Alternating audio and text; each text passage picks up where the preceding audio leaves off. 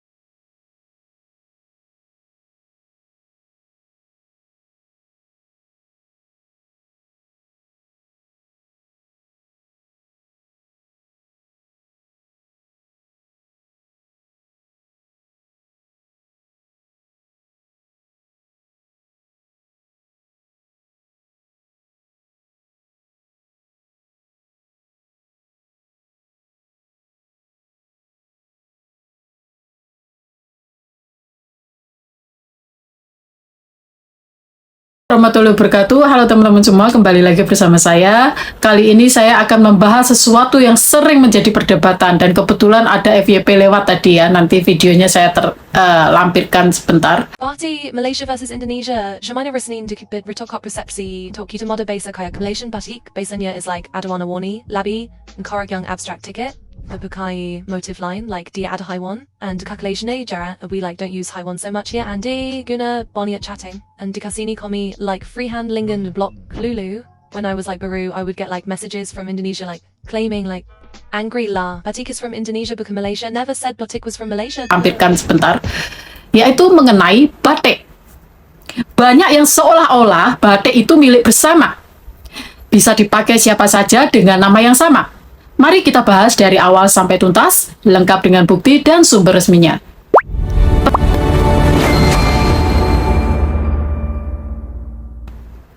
Pertama, apa bedanya batik asli dengan yang lain?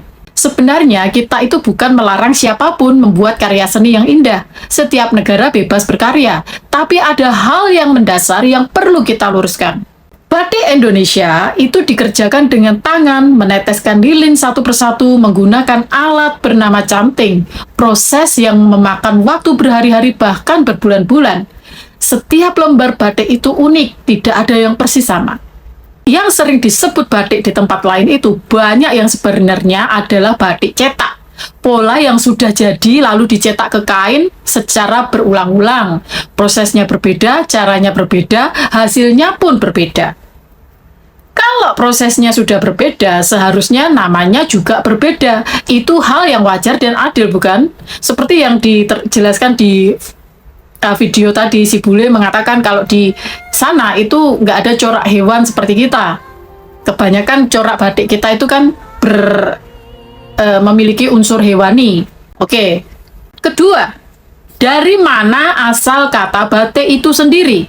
Kata batik itu bukan kata asing, bukan kata yang dipakai di banyak negara. Asal-usulnya sangat jelas.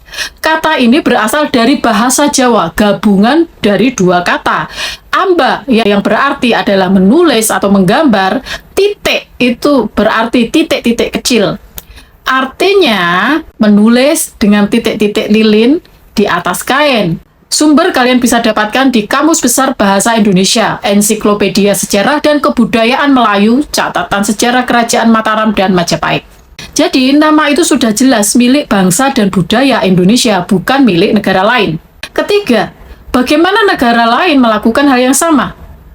Lihatlah negara-negara lain yang juga punya seni mewarnai kain yang indah. Mereka tidak memakai nama batik, mereka membuat nama sendiri. Seperti di Jepang. Mereka juga punya seni pewarnaan kain sendiri, namanya Yuchen. Kemudian Tiongkok, ini punya Tiongkok nih ya. Punya seni tenun dan pewarnaan sendiri, namanya Kesi atau Xiang Yunsha. Kemudian Korea, punya seni jahit dan lipat kain sendiri, namanya Nubi. Sedangkan di Afrika Barat, punya seni pewarnaan kain sendiri, namanya Adire. Mereka semua berkarya, mereka semua punya corak yang indah. Tapi mereka tidak memakai nama milik orang lain. Mereka menamai karya mereka dengan nama sendiri, lalu mendaftarkannya ke UNESCO dengan identitas mereka sendiri, dan diakui dunia sebagai milik mereka. Keempat, bagaimana dengan pendaftaran ke UNESCO? Ini faktanya. Inilah yang paling penting dan paling jelas.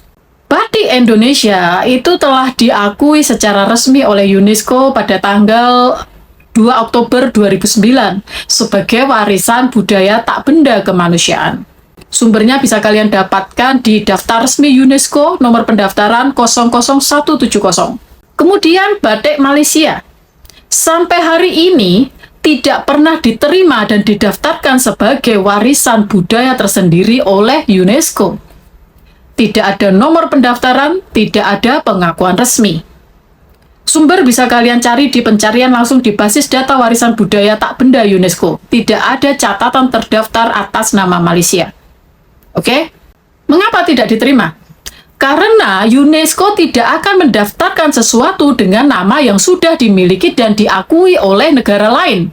Selama mereka masih memakai nama yang sama, batik, yang sudah jelas milik Indonesia, mustahil akan pernah diterima. Oke? Kelima, solusinya sederhana aja guys. Ya, kalau kalian itu, wahai Malaysia, pengen benar-benar ingin karya seni kalian diakui dunia, maka daftarkan ke UNESCO. Jalannya sangat jelas seperti yang dilakukan negara-negara lain.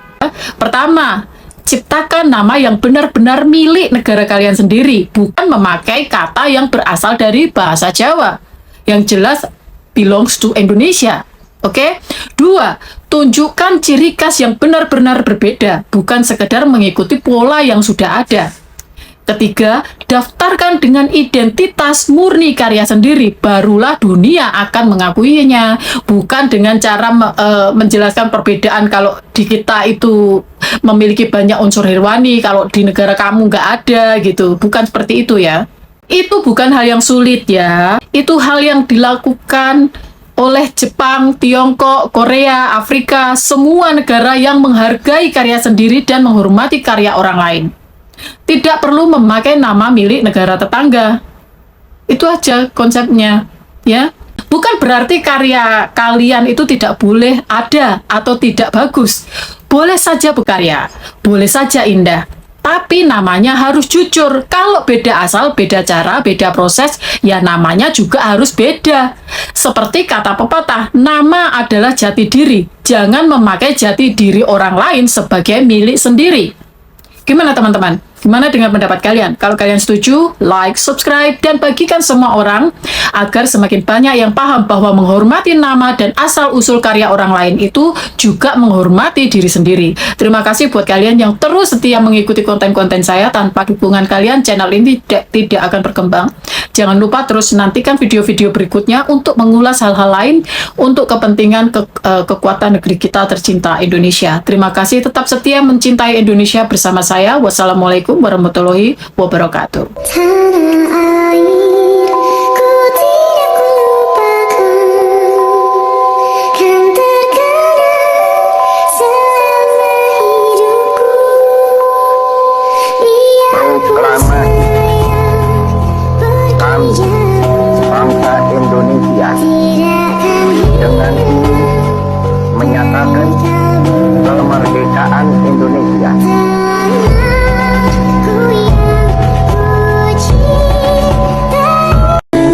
Jakarta, 17 Agustus 1945, atas nama bangsa Indonesia, Soekarno, Hatta.